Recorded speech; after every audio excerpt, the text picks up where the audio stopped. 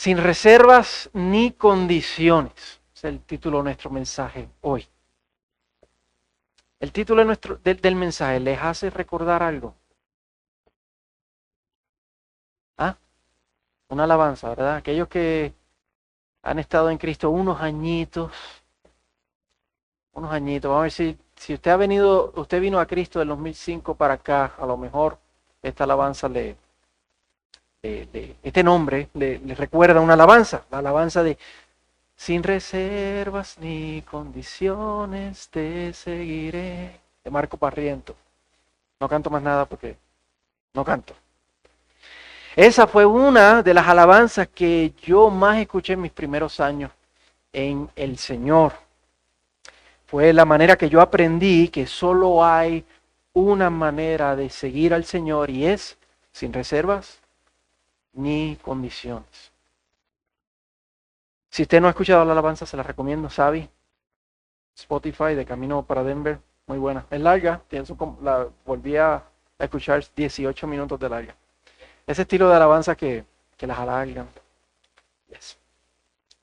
Pero un problema que uno tiene si solamente o principalmente escucha alabanzas y no lo acompaña de la palabra del Señor, es romantizar lo que significa seguir al Señor. Esa canción dice, yo lo haré, te obedeceré, sin reservas ni condiciones, te seguiré. Pero no te dice exactamente qué conlleva servir al Señor. ¿Qué conlleva servir al Señor sin reservas ni condiciones? Para eso tienes que ir ¿a dónde? A la palabra. Y para eso yo añado también que tú tienes que vivir tu vida espiritual en el contexto de la iglesia para que puedas no solamente saberlo, pero experimentarlo en el laboratorio de la vida espiritual, que es la iglesia. Para poder aprender de manera bíblica, de manera orgánica y de manera práctica lo que implica seguir al Señor sin reservas ni condiciones. Y en el mensaje de hoy, a través del ejemplo de los tesalonicenses, el Señor nos va a hablar acerca de lo que significa exactamente seguir al Señor, servir al Señor sin reservas ni condiciones. Como hemos estado viendo, Pablo estuvo en Tesalónica solamente 3 semanas. Solamente estuvo allí 3 semanas antes de que tuviera que salir para no perder su vida. Tuvo que escapar. Y allí dejó a Timoteo para terminar de plantar la iglesia infante que acababa de nacer allí. Él dejó allí a Timoteo para animar a los tesalonicenses en medio de la persecución, para terminar de enseñar las bases del evangelio y las bases, los fundamentos de qué significa ser iglesia, cómo se hace iglesia, para establecer ancianos y diáconos y dejar la iglesia en las manos del Señor, porque la palabra dice que el Señor edificará a su iglesia. Y aproximadamente se estima que aproximadamente unos 3 meses luego, porque la Biblia no nos dice exactamente, Timoteo y Silas, que estaba haciendo lo mismo pero en Berea, se reencuentran con Pablo en Corinto. Y allí Timoteo le da la buena noticia a Pablo que los tesalonicenses no solamente estaban firmes en su fe, sino que la iglesia, aún en medio de una seria persecución, la iglesia estaba gozosa y estaba creciendo y estaba dando abundantes frutos en el Señor. Un milagro sobrenatural del Señor. Y Pablo le escribe a los tesalonicenses esta carta en respuesta a ese reporte que él recibió de Timoteo. Y entre las cosas que Timoteo le reporta a Pablo, que lo llenaron de sumo gozo, de suma alegría, es la manera en que los tesalonicenses recibieron la palabra de Dios. La recibieron sin reservas y sin condiciones. Pablo dice esto en el versículo 13, que ellos, Pablo, Silas y Timoteo, que ellos le dan gracias a Dios por algo bien específico. Que cuando los tesalonicenses recibieron la palabra de Dios, que la recibieron por boca de ellos, de Pablo, de Silas y de Timoteo, la aceptaron no como la palabra de hombres, sino como lo que realmente es, la palabra de Dios. Y Pablo usa dos palabras muy específicas para describir la manera en que los tesalonicenses recibieron la palabra de Dios. La primera es la palabra recibieron. Ahí lo pueden ver en el versículo 13. Cuando recibieron la palabra de Dios. Esta palabra en el original es la palabra griega paralambano,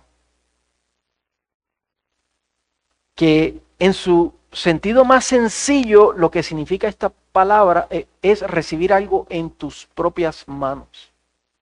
Pero en un sentido más específico es no solamente recibirlo en tus manos, pero hacerlo tuyo. Tratarlo con cuidado, lo que recibes, tratarlo como algo valioso, como algo precioso. Para aquellos que son padres, piensen en la primera vez que usted sostuvo a su primer hijo o hija en sus manos. ¿Y cómo usted agarró a ese bebé por primera vez en sus manos? La enfermera te miró, si su hijo no nació en su casa o de camino al hospital. La enfermera te miró y con la mirada te dijo, ¿lo quieres agarrar? Y usted extendió las manos y recibió a su bebé, a su hijo, a su hija por primera vez. Y la mezcla de miedo y de alegría que usted sintió cuando usted sostuvo a su bebé por primera vez en sus brazos. Allá está Lester diciendo. ¿Por qué? Porque tenías algo precioso en tus manos. Así es como los tesalonicenses recibieron la palabra de Dios. Y así es como debemos recibir la palabra del Señor. No como algo común, no como algo que se hace por costumbre otra vez, sino como un tesoro celestial que el Señor mismo te está entregando en tus manos. Como si agarraras a tu bebé por primera vez. Eso es recibir la palabra de Dios. La segunda palabra que él usa es aceptaron. La aceptaron no como la palabra de hombre, sino como lo que realmente es la palabra de Dios. Ese aceptar viene de la palabra griega dechomai. Y es aceptar algo, sí, en el sentido más sencillo, simple, pero en un sentido más específico es aceptar algo con brazos abiertos. Abriendo todo tu corazón, aceptándolo con todo gozo, con toda entrega, con toda hospitalidad, sin reservas. Piense por un momento lo siguiente. Imagínate que llega a tu casa dos diferentes personas. Primero, toca la puerta de tu casa. Y tú vas y abres la puerta y es el técnico del internet que viene a arreglar una avería. Lo recibes con respeto, con cortesía, pero sin mucha emoción, ¿verdad? ¿Por qué? Porque es el técnico del internet. Tú ni sabes cómo se llama. Y quizás cuando termina, si hizo el trabajo bien, le ofreces un vaso de agua, pero adiós, ya está ahí. Ahora imagínate este segundo caso. Toca la puerta de tu casa y abres la puerta y son tus papás que vinieron a visitarte de tu país y no los has visto en 10 años. Los recibes con alegría, con un abrazo, no los sueltas, empiezas a llorar. La hospitalidad es completamente diferente. Les preparas una gran comida, hacen una celebración, arreglas el cuarto, todas las atenciones porque llegaron tus padres. Esa es la idea de la palabra aceptar aquí. Así es como debemos aceptar la palabra del Señor, con toda entrega, con toda hospitalidad, sin reservas ni condiciones, así como los tesalonicenses aceptaron la palabra de Dios, con brazos abiertos, con gozo, dejando que la palabra del Señor haga lo que la palabra del Señor dice que va a hacer. ¿Hay alguna otra manera de tú recibir en tus brazos por primera vez a tu bebé que no sea recibiéndolo como lo describimos? No hay otra manera. ¿Hay alguna otra manera de abrirle la puerta a tus papás después de no verlos por 10 años? ¿No? ¿Y hay alguna otra manera de recibir la palabra de Dios que no sea sin reservas, ni condiciones, sin negociaciones, sin espérate un ratito, hasta luego, en una semana? No. Lo que la palabra de Dios demanda de nosotros es absoluta rendición y obediencia y nada más. Entonces, si esta es la única manera aceptable, correcta y adecuada de recibir la palabra de Dios, ¿cómo nosotros estamos recibiendo la palabra de Dios? ¿Cómo tú recibes la palabra de Dios cuando lees la Biblia? ¿Cómo tú recibes la palabra de Dios cuando la escuchas siendo enseñada, cuando la escuchas siendo predicada? ¿Sin reservas? ¿Sin condiciones? ¿O con negociaciones, acepciones? El Señor Jesús nos habla de esta demanda que la palabra de Dios pone sobre nuestras vidas. En Lucas 9, dice que mientras el Señor iba por el camino, le dijo a uno, ven tras mí. Pero él le contestó, Señor, permíteme que vaya primero a enterrar a mi padre. Suena serio, ¿verdad? Suena como una razón adecuada. Pero el Señor le dijo, deja que los muertos entierren a los muertos, pero tú ve y anuncia el reino de Dios. Hay una prioridad, hay una demanda que la palabra de Dios pone sobre nuestras vidas. Y no hay tiempo que perder, no hay negociaciones. Tenemos que recibirla, tenemos que aceptarla sin reservas ni condiciones. El Señor nos llama hoy a nosotros a través del ejemplo de los tesalonicenses a hacer lo mismo, a recibir la palabra, a aceptar la palabra, sin reservas, sin condiciones, a recibirla como lo que realmente es la palabra del soberano Dios creador del universo, del Rey de Reyes, del Señor de Señores, que nos habla. Pablo entonces ofrece 3 evidencias de que los tesalonicenses recibieron la palabra de Dios de esta manera, sin reservas y sin condición. La primera la tenemos en los versículos 14 al 16. Y es su disposición a sufrir. Él dice en el versículo 14, pues ustedes hermanos, esa palabra pues nos indica que hay una conexión al verso anterior, entre el versículo 14 y el versículo 13. Y la conexión es Ellos recibieron y aceptaron la palabra de Dios como lo que realmente es, y el pues ahora nos va a ofrecer razón, evidencia de lo que él acaba de decir. Él dice, pues ustedes hermanos imitaron a las iglesias de Judea. Las iglesias de Judea, si usted piensa en el libro de los Hechos, fueron las primeras iglesias, las iglesias cerca de Jerusalén. ¿Cómo las imitaron? Ustedes también padecieron los mismos sufrimientos a mano de sus compatriotas. En Judea, la iglesia había sufrido mucho por parte de los judíos que resistían creer que Jesucristo era el Mesías, el profeta enviado del Señor. Piensen, por ejemplo, en la muerte de Esteban, Hechos capítulo 7, cómo lo apedrearon, cómo lo resistieron.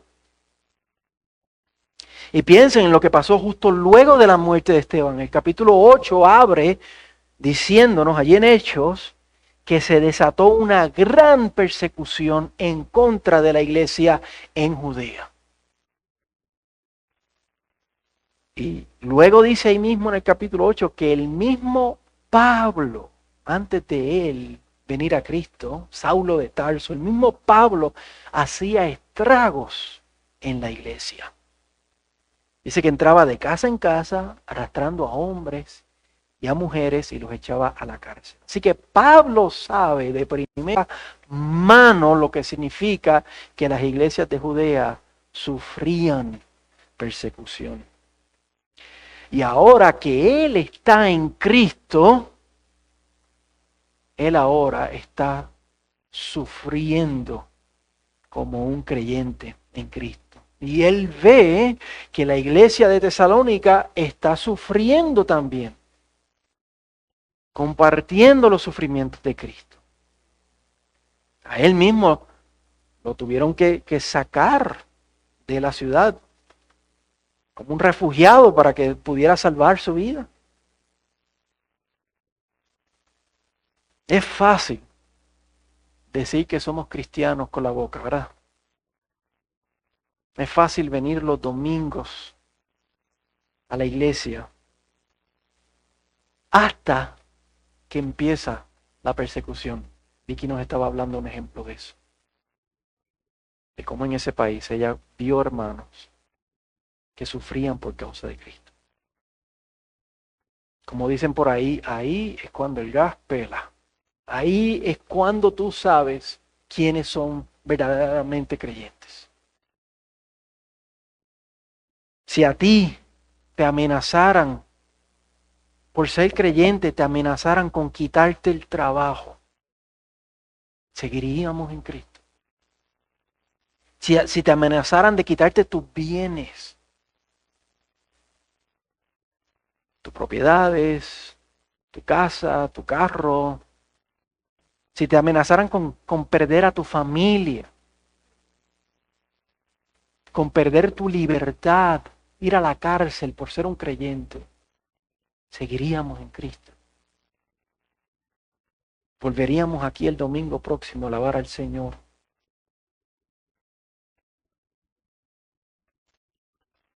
Si amenazaran contra nuestra propia vida, continuaríamos siguiendo al Señor sin reservas, sin condiciones. Como le está pasando a nuestros hermanos en Nigeria este año. Segunda de Timoteo capítulo 3 versículo 12 dice que el que quiera vivir piadosamente, ¿qué? Va a sufrir muchas persecuciones. Por la gracia de Dios en este país tenemos libertad religiosa.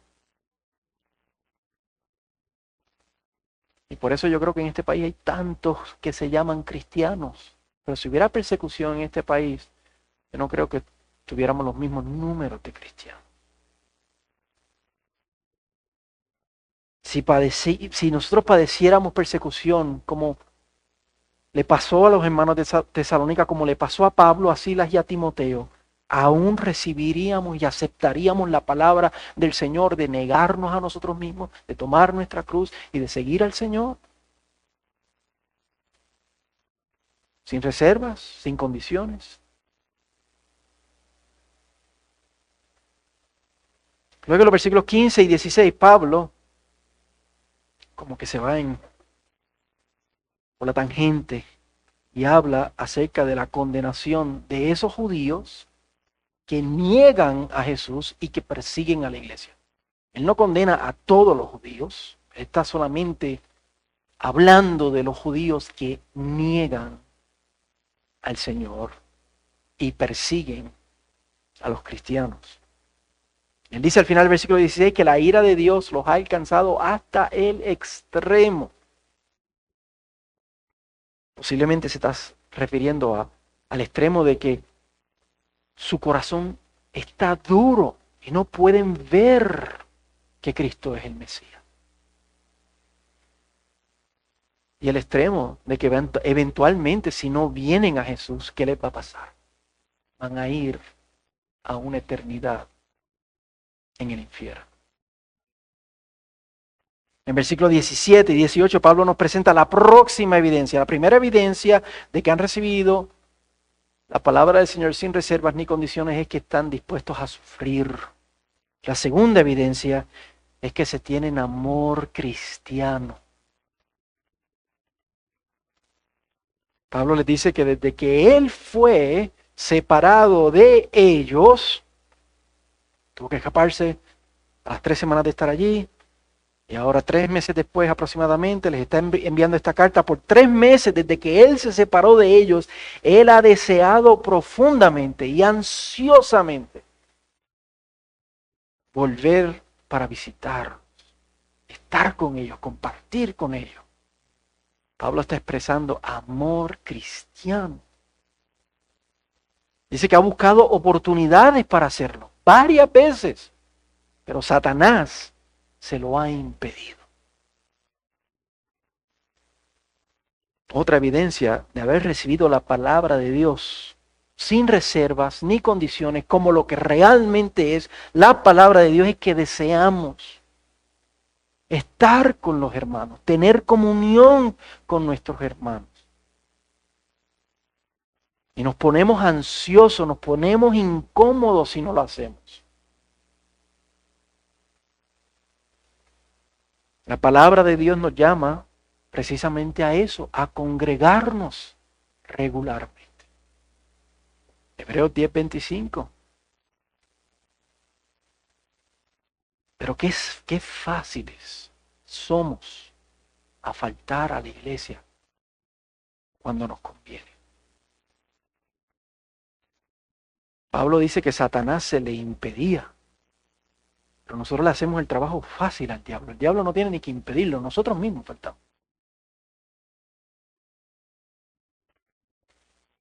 Si somos sinceros, tenemos que reconocer que faltamos con menos facilidad al trabajo. Lo que significa que en cierto sentido tratamos a nuestros jefes y a nuestros patrones con más respeto que a Dios.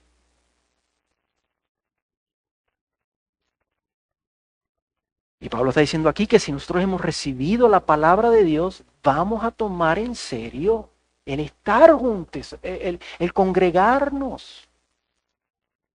Lo vamos a hacer una prioridad de nuestra vida, buscar primeramente el reino de Dios. Es lo primero. Estar con los hermanos, compartir con los hermanos. Velar por las necesidades de cada uno. Como hizo nuestra hermana Leoba hoy. Trajo tomates y ajos, ¿verdad? Anuncio no pagado. Allá atrás. La hermana Leoba trajo tomates y ajos, si usted quiere, allá detrás del este. Eso es velar, pensar, preocuparnos los unos por los otros. Eso es amor cristiano. Apoyarnos de manera sacrificada los unos a los otros. 1 Juan capítulo 4, versículo 7 nos dice, amados, amémonos unos a otros. Porque el amor es de Dios y todo el que ama es nacido de Dios. Evidencia de haber nacido de nuevo es que nos amamos Es que deseamos estar juntos. Es que yo no cambio el congregarme por cualquier otra cosa. Porque he nacido de nuevo, porque he recibido la palabra del Señor como lo que es. Dios me ha hablado y me ha dicho que yo priorice mi iglesia. Y yo sin reservas ni condiciones me someto al Señor y a su palabra. Tenemos que apreciar, hermanos, las oportunidades que tenemos para congregarnos. Los domingos, los miércoles. Tenemos que amarnos, no solamente congregarnos, pero amarnos, buscar oportunidades para ayudarnos unos a los otros, para cuidarnos, para servirnos, para visitarnos, para animarnos. Tenemos que buscar esas oportunidades. Porque eso demuestra que hemos recibido la palabra del Señor sin reservas ni condición.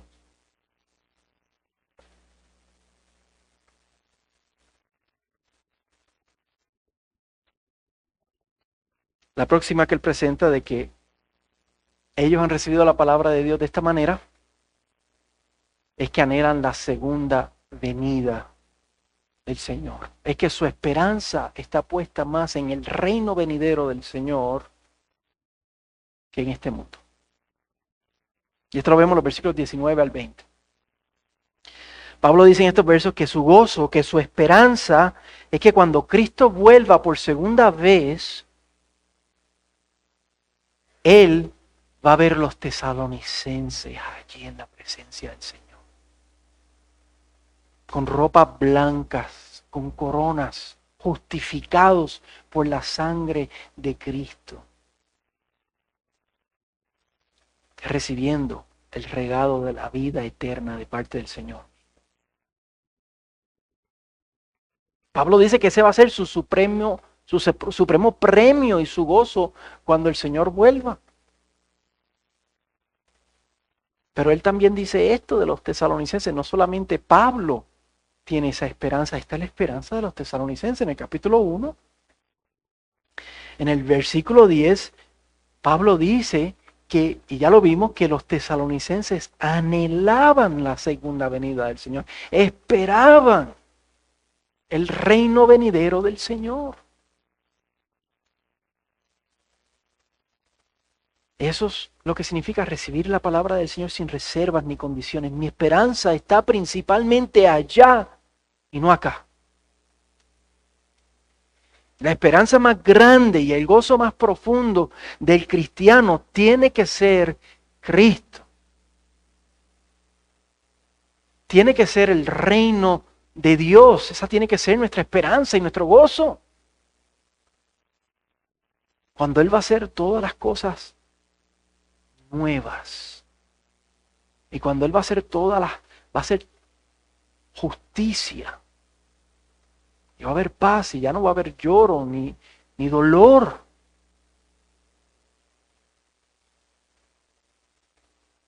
Una manera observable que nosotros demostramos que anhelamos el reino venidero del Señor. Una manera tangible de que priorizamos el reino de Dios y dónde está nuestra esperanza y dónde están nuestros tesoros. Es la manera en que nosotros ofrendamos. La palabra nos llama a ofrendar regularmente y generosamente. 2 Corintios capítulo 9, versículo 7. Pero si somos sinceros, tenemos que reconocer otra vez que al Señor le damos una ofrenda fácil.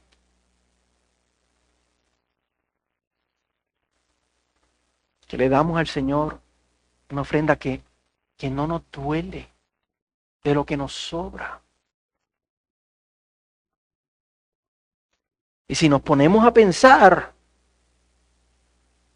nosotros le damos más a esta ciudad y a este país, le pagamos más a esta ciudad y a este país en impuestos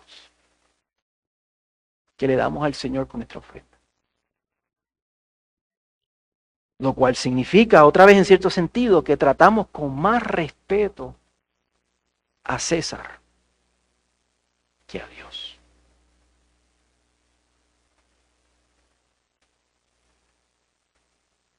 Tenemos, hermanos, un serio problema cuando nuestras esperanzas más grandes y nuestros gozos más profundos están aquí, en cosas terrenales.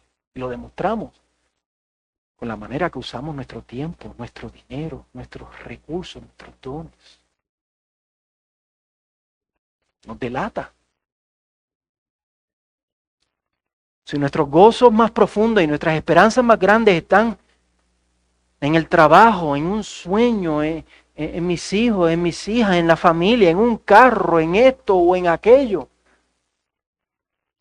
no nos estamos entregando sin reservas ni condiciones al Señor como la palabra de Dios demanda de nosotros.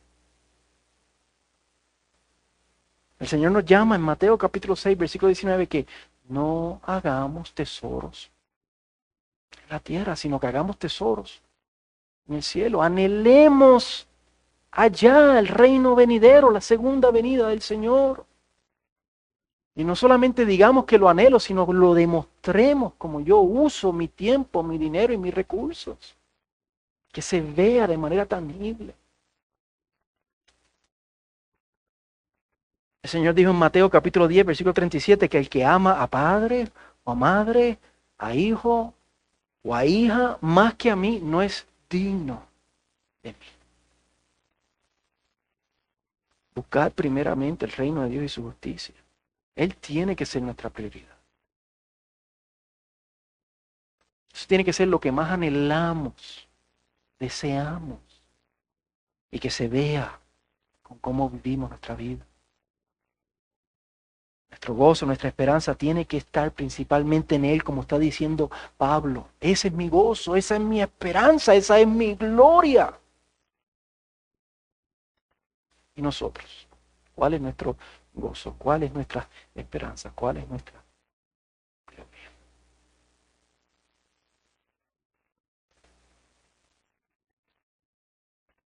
Cuando nosotros recibimos la palabra de Dios de esta manera, hermano, como lo que realmente es la palabra de Dios, la recibimos y la aceptamos. La recibimos con gozo y la aceptamos con toda hospitalidad, porque es la palabra de Dios y lo demostramos en nuestro día a día, sufriendo, amándonos, congregándonos, anhelando el reino del Señor, dando nuestros bienes para el Señor y para su servicio. Sí, va a ser difícil, nos va a incomodar, nos va a confrontar, nos va a retar.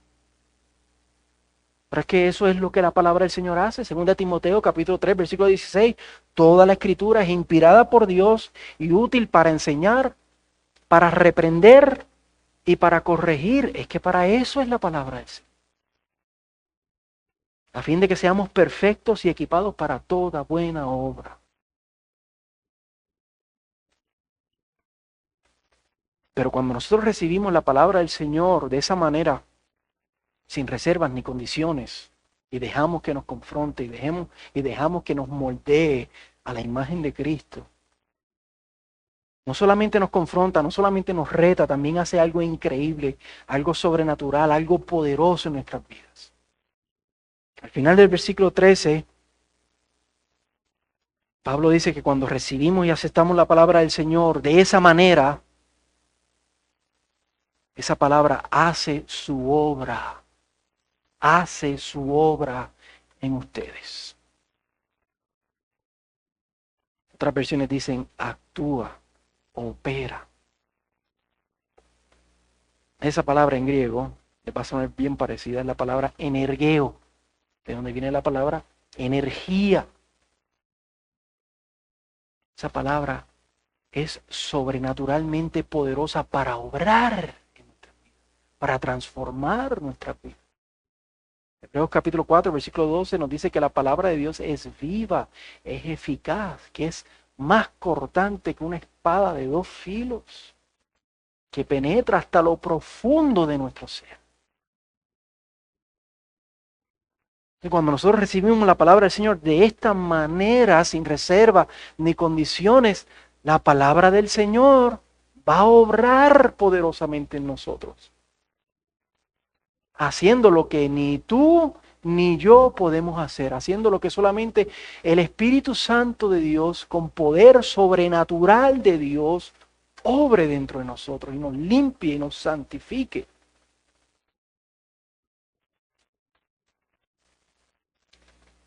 Entonces, si tú no quieres eso, si tú te quieres quedar igual, si tú no quieres ser transformado por el Señor, pues sigue escuchando la palabra de Dios como si fueran palabras bonitas, palabras sabias, un gran libro. No las recibas con gozo, no las aceptes con toda. Pero si tú deseas ser transformado a la imagen de Cristo, si tú quieres ver la mano de Dios en tu vida, obrando sobrenaturalmente en tu vida, tienes que recibirla como lo que realmente es. Tienes que recibirla de la única manera que ella puede ser recibida, sin reservas y sin condiciones. Porque es la palabra del soberano Dios del universo.